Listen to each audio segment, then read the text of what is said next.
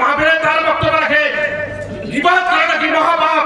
আজকে আমরা যেভাবে গীবাত করছে, আমরা এই সমস্ত যে সমস্ত ইসলামী দলের নামে যারা এই সমস্ত গীবাত করছে, আমরা তাদেরকে নিন্দা জানাই। আপনাদের মনে আছে যে জুলুম, হুলিয়াত, খুন, অত্যাচার, নিপীড়ন সহ্য করে 17 বছর ধরে যুদ্ধ করে আমরা আওয়ামী লীগকে তাড়িয়েছি। শেখ হাসিনা এখন দিল্লিতে অবস্থান করছে। সাথীয় বন্ধুরা, এখন ফ্যাসিস্ট সরকার আর রাজাকার ঐক্যবদ্ধ হয়ে শুধুমাত্র বিএনপিকে বিশ্বাস করে আবার ষড়যন্ত্র নীতি হয়েছে। এর কারণেই তারা আজকে তারেক রহমান সম্পর্কে কটূক্তি করছে, বেগম খালেদা জিয়া সম্পর্কে কটূক্তি করছে, তারা বিএনপির সম্পর্কে কটূক্তি করছে।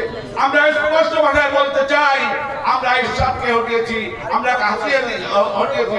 যদি প্রয়োজন হয় আমরা ফ্যাসিস্ট এবং স্বৈরাচারকে হটাবো এবং রাজাকার হটাবো। এই দেশ স্বাধীন সার্বভৌম দেশে পরিণত হবে। জীবনের নিরাপত্তা উপেক্ষা করে এই পিরোজপুরের এই অঞ্চলে সর্বপ্রথম আমি প্রবেশ করেছিলাম এবং সেখান থেকে আমরা অস্ত্র সংগ্রহ করে বাংলাদেশের বিভিন্ন জায়গায় ছড়িয়ে ছিটিয়ে আমরা ট্রেনিং দিয়ে আমরা যুদ্ধ করেছি, দেশ স্বাধীন করেছি। 30 লক্ষ মানুষ, মা বোন সহ নিহত, আহত এবং তাদের সম্পূর্ণ তাদের ইজ্জত হারিয়েছে এবং অনেক মা বাপ সন্তান হারিয়েছে, অনেক সন্তানরা পিতামাতা হারিয়েছে।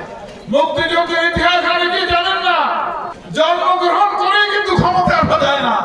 71 যুদ্ধ করেছি, আন্দোলন করেছি। বাংলাদেশের গত জুলাই থেকে 5ই আগস্ট পর্যন্ত এই আন্দোলন সংগ্রামে সেই 16-17 বছর বাংলাদেশের অগ্রসীন নেতা তরুণের হকার তারেক রহমান নেতৃত্বে এই জুলাই আন্দোলনের যা নেতৃত্ব দিয়েছেন, সেই নেতৃত্বকে একটি উইফোর সংগঠন এনসিপি তাদের